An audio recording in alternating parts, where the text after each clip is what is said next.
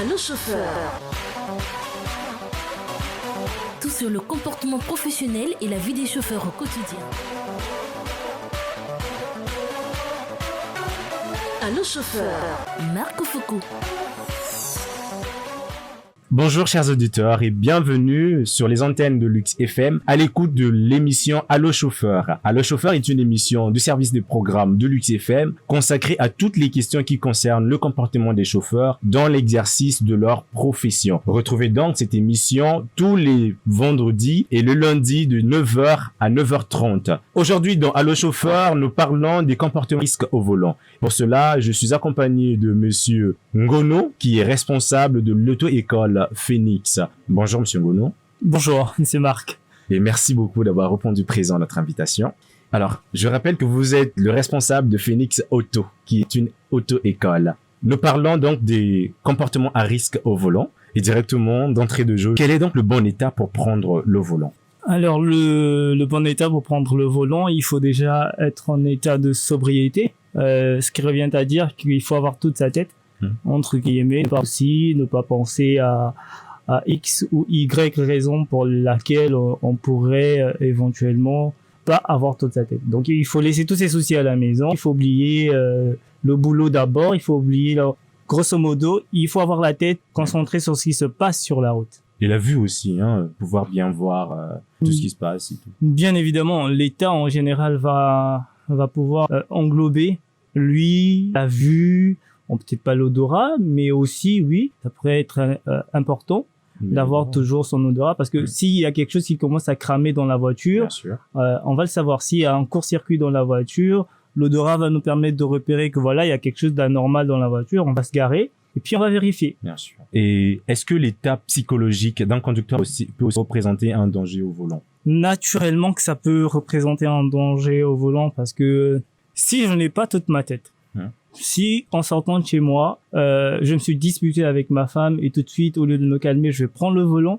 je vais surtout avoir une attitude, pas suicidaire forcément, mais je vais avoir un comportement à risque. Sur l'effet de la colère, ou boosté par mes testostérone qui vont faire que je vais conduire plutôt vite. Et devenu même agressif. Je vais plutôt avoir, je vais avoir un comportement agressif, je vais peut-être vouloir faire des choses que j'ai vues dans un film quand quelqu'un était fâché parce que voilà, il voulait se défouler et tout ce qui va avec. Donc c'est important d'avoir son état mental, psychologique totalement au point avant de prendre le volant. Et bien sûr, il y a le stress, l'angoisse de savoir que peut-être la journée ne va pas bien se passer. Ça peut aussi être des dangers. Bien évidemment que si je sors de chez moi avec une attitude de vouloir perdre 5000 sur l'heure de pointage, 10 000 parce que je vais être en retard, ça va me pousser aussi à vouloir rouler très vite, ça va me prendre à faire des passements dangereux, ça va me pousser à faire beaucoup de choses qui ne sont pas conseillées. C'est vrai qu'il arrive que bon gré mal gré, chacun de nous, même en connaissance de cause, arrive à enfreindre les règles, mais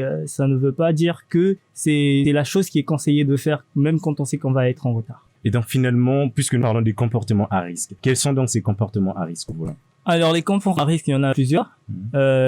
Principalement, ce qu'on pourrait développer facilement après avoir eu une certaine confiance au volant. Ça va être de téléphoner au volant. Ça va être de manger au volant.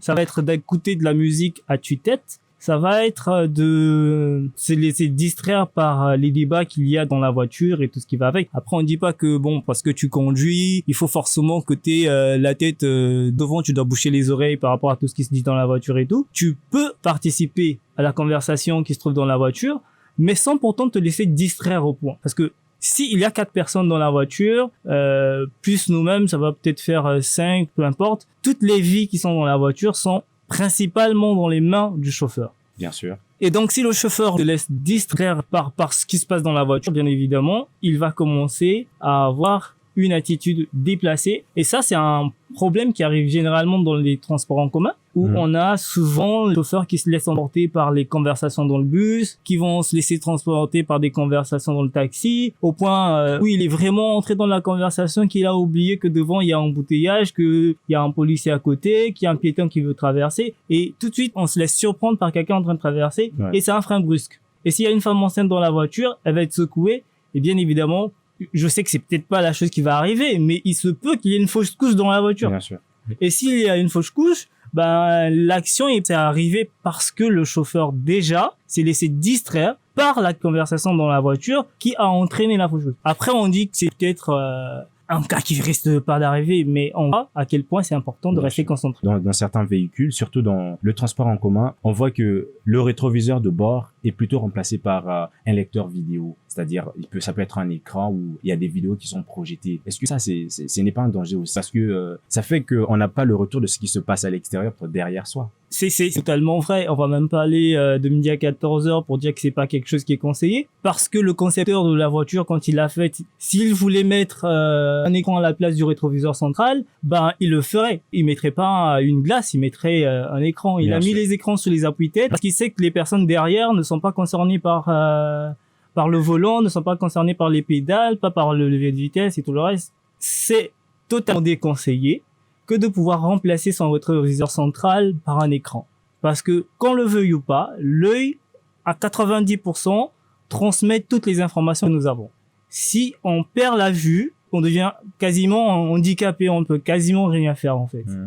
Il va nous rester certes l'ouïe, l'odorat, et peu importe, mais on va être dépendant, vraiment dépendant. Donc voilà pourquoi c'est pas conseillé de mettre l'écran à la place, parce que les yeux vont toujours aller là-bas. Bien sûr, il y a aussi la musique, la musique est passée. On voit bien que certains conducteurs ils conduisent avec un volume de la musique qui est très élevé, au point même d'indisposer ceux qui sont à l'extérieur et même ceux qui sont à l'intérieur de la voiture. Ça aussi, c'est un danger, non? Oui, c'est un danger. C'est quelque chose qui, personnellement, m'est déjà arrivé. Parmi les fois où je me suis surpris en train d'écouter de la musique à tue-tête, j'ai presque eu un accident plutôt grave. La voiture était quand même déjà endommagée, mais ça revêt à quel point c'est important, c'est vraiment important, tout ce que l'on enseigne, que l'on s'entraîne soi-même d'abord. Bien. Parce que c'est pas parce qu'on conduit, c'est pas parce qu'on enseigne que c'est pour nous prohibé. Ça veut pas dire que parce que nous, on est moniteur, on conduit, ça fait 20 ans, ça fait 30 ans, que voilà, tout ce qu'on enseigne, c'est pour les autres. On fait comme à l'église, écoutez ce que je vous dis, mais ne faites pas ce que je fais. Là, on parle de la sûreté de soi, hein. C'est aussi un danger au volant. Justement, c'est un danger au volant. Et moi, j'en ai fait personnellement les frais. Donc, aujourd'hui, je suis beaucoup plus prudent qu'avant. L'une des choses que j'ai faites dans ma voiture, c'est que j'ai enlevé le lecteur. C'est très bien déjà. J'ai enlevé le lecteur parce que moi, je suis quelqu'un qui aime beaucoup la musique, mais comme on dit, si tu sais que ta main peut te conduire très loin, tu vas la couper, et voilà. Moi, je me dis, bah voilà, si la musique ne m'aide pas à rester concentré, j'enlève ce qui ne m'aide pas. Et dans une voiture d'auto-école, c'est pas que c'est interdit de mettre un lecteur, mais ce n'est pas conseillé forcément que de garder des habitudes qui vont nous mettre à risque. Et bien sûr, il y a aussi un fait que les gens oublient souvent, et c'est très souvent dans le transport en commun, il s'agit du port de la ceinture. Ils ignorent souvent ça et on a l'impression que ces voitures-là viennent sans ceinture de sécurité. Est-ce que ça non plus, c'est pas un danger au volant? C'est un danger au volant, mais c'est vrai que, vous savez, l'être humain, c'est quelqu'un qui fonctionne avec la politique du bâton et de la carotte. D'accord? Si vous avez un être humain en face de vous et qui voulait qu'il se comporte de la bonne manière, il faut savoir comment le récompenser pour ses bonnes actions. Et si c'est quelqu'un qui fait ce qui est mauvais, il faut savoir le punir pour ses mauvaises actions.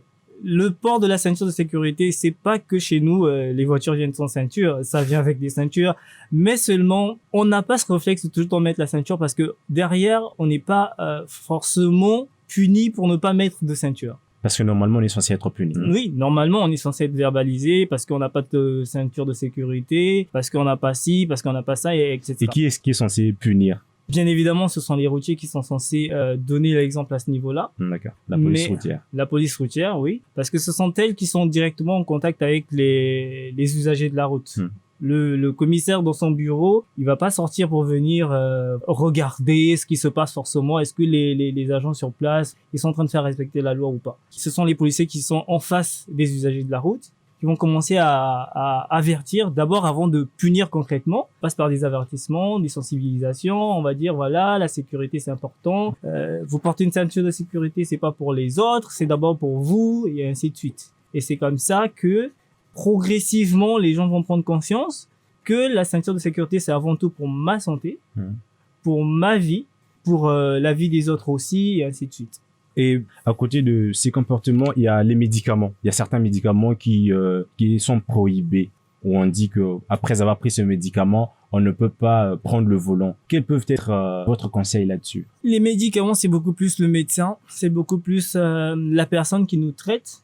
Après, je sais pas si c'est valable, enfin, c'est pas que c'est pas valable pour les tisanes, mais chez nous, les tisanes, ça passe pas par un laboratoire. On va dire, telle tisane composée de tel arbre, vous pouvez pas prendre, sinon, voilà. Tout ce qu'on peut conseiller, déjà, pour les médicaments, votre pharmacien, votre médecin traitant, votre docteur, peu importe, est censé vous avertir, est censé poser des questions. Quand vous allez en consultation, vous lui dites, j'ai tel métier, je suis souvent au volant, j'ai telle activité qui me nécessite de conduire une moto, le traitement que vous me donnez, est-ce qu'il est approprié à ce que je fais au quotidien? Le médecin, il va nous dire, OK, vous pouvez conduire. Par exemple, après avoir pris ce médicament, laissez le volant pendant 2 heures, 3 heures. Après 2 heures, 3 heures, vous pourrez conduire à nouveau. Sinon, on va vous dire, bon, durant toute la période de votre traitement, vous ne conduisez pas parce que les médicaments peuvent vous emmener à avoir des vertiges, peuvent vous emmener à avoir des réactions secondaires inopinées à n'importe quel moment. La somnolence, la fatigue et tout ça. Ce sont des situations qui vont nous mettre en danger, non seulement nous, mais aussi les autres. Bien sûr. Parce que si on est seul dans la voiture, ok, si je meurs seul, mais tu meurs pas seul. Parce que quand tu vas cogner un mur, si le mur il tombe sur quelqu'un, bah, même si toi t'es mort et que l'autre est blessé, tu vas laisser quand même quelqu'un avec une cicatrice. T'as laissé quand même quelqu'un avec un bras cassé. T'as quand même occasionné la mort d'autres personnes dans d'autres véhicules et ainsi de suite. Et à côté de ça, il y a l'alcool et la cigarette. Alors, ça aussi, est-ce que c'est un danger au volant? Alors, c'est aussi un danger au volant parce que la cigarette, ça distrait. L'alcool, ça distrait aussi. Mais surtout, un taux d'alcool qui n'est pas conseillé. Après, on ne dit pas que boire de l'alcool, c'est mauvais, mais seulement il est fortement conseillé quand on a bu de ne pas prendre de volant. Il est fortement conseillé pour quelqu'un qui conduit de ne pas boire. Après, on n'a pas dit qu'il ne faut pas boire. Parce que ça, c'est quelque chose qu'il faut bien cerner. Ne pas boire et ne pas être conseillé de boire, c'est différent. Il y a une personne qui va prendre un verre de vin et la personne n'est pas saoule, elle est totalement lucide, elle sait ce qu'elle fait, elle a toute sa tête, elle va prendre le volant, rentrer chez elle sans pouvoir causer un accident, sans pourtant enfreindre une règle. Ça, c'est bon. Pour une personne qui ne supporte pas l'alcool, mais que ce soit à un degré élevé ou moindre, pour cette personne-là, il est totalement déconseillé de prendre de l'alcool. D'accord. Il y a des tests d'alcoolémie qui se passent, il y a l'alcotest, il y a l'éthylotest, il y a plein de tests que l'on peut faire pour savoir si oui ou non on est apte à prendre le volant et avoir bu ou pas. Mais est-ce que ces tests-là existent dans notre pays? Dans notre pays, officiellement, je dirais que je n'ai jamais rencontré ça. Parce que je ne vais pas vérifier les tiroirs de la gendarmerie et de la police pour voir s'ils ont ça ou pas. Mais moi, je peux dire, au moins pour les fois où j'ai rencontré des gens qui avaient bu de l'alcool et qui étaient arrêtés pour ça, franchement, c'est que du bouche au nez quand on arrive de la bouche. Voilà, si tu pues de la gueule, là oui, on va te dire bon OK, il a bu, ou encore si on déduit à la fin que t'avais pas toute ta tête parce que t'avais bu, ou que voilà, le médecin légiste il vient parce qu'il découvre que le cadavre dans son sang, il y avait de l'alcool à un taux élevé, oui, là, mais bon, là, t'es mort, on peut plus rien faire pour toi. Mais n'empêche que, chez nous, je n'ai pas encore vu ça. Donc, on va beaucoup plus passer par la sensibilisation, toucher les personnes directement, leur dire que voilà, vous buvez, vous vous mettez vous-même déjà en danger, et puis vous mettez les autres en danger. Donc, ça, c'est déjà la première des choses qu'on peut faire, sensibiliser les gens par rapport à la consommation de l'alcool au volant. Après, il y a derrière il y a une organisation que les autorités compétentes doivent mettre en place pour pouvoir vérifier si oui ou non on peut arriver, hormis la sensibilisation, à recadrer ce côté-là en faisant passer des gens des tests d'alcool et puis voilà. Là, vous êtes déjà en train de parler des solutions à apporter pour éviter tous ces risques au volant. Quel sera donc votre dernier mot, puisque nous sommes presque à la fin de notre émission? Quel sera le conseil que vous allez donner à ceux qui nous écoutent? Bon, à ceux qui nous écoutent, je dirais que les comportements à risque au volant, il faut partir d'un principe. Si c'est pas moi qui vais occasionner un accident, quelqu'un d'autre va le faire. Déjà soi-même, il faut qu'on soit quelqu'un qui va préserver la vie des autres avant notre vie, même s'il faut le dire. Si pour moi, je me dis, en sortant d'ici, je vais pas causer d'accident, je vais éviter de boire, je vais éviter d'avoir mon téléphone en permanence avec moi, en train d'envoyer des SMS ou encore de téléphoner et tout le reste. Je vais éviter des comportements de ce genre. Oui, justement, là-dessus, il y a quelque chose qui est quand même oublié. Dans les véhicules, actuellement, il y a un kit à main libre qui a été installé dans les voitures. C'est-à-dire que la personne peut passer des coups de fil sans pourtant avoir son téléphone en main, mais sur son tableau de bord, il y a un kit qu'il y a pour ça. Est-ce que ça, c'est conseillé? Est-ce que ce n'est pas non plus un risque au volant? Ça reste un risque en soi, parce que c'est quand même un potentiel danger. À tout moment, en conversant avec la personne de l'autre côté, on peut recevoir une mauvaise nouvelle qui va nous déboussoler et qui va faire que, voilà, à l'instant T, on perd les pédales. Pour une personne qui souffre de tension, tu conduis, tu mets le kit main libre, on t'annonce que ton père est mort, ça te déboussole, et sur l'instant T, si tu perds la tête, tu fais une crise, voilà, une crise de tension et tout le reste, le volant, il y a personne d'autre. Tout de suite, tu vas cogner des gens. Donc, ça reste un risque. Mais c'est vrai que parmi les solutions proposées pour ne pas avoir un comportement à risque avec le téléphone, il y a le kit main libre qui est souvent installé même directement dans les voitures, hormis le fait d'avoir le téléphone à l'oreille ou encore avoir des kits et tout ça là. Bon, déjà les kits c'est déconseillé, le téléphone à l'oreille c'est interdit. Quand vous parlez des kits, vous voulez parler des oreillettes, des écouteurs? Que ce soit des kits Bluetooth, que ce soit des écouteurs, que ce soit le téléphone à l'oreille, tout ça là c'est déconseillé. Encore les kits main libre, ça peut passer, mais même là, ça reste un risque. Parce qu'avec, si on prend que l'exemple que je viens de vous donner, ça reste un risque. Donc voilà pourquoi c'est mieux de pouvoir se ranger sur la route, recevoir son appel et ensuite continuer.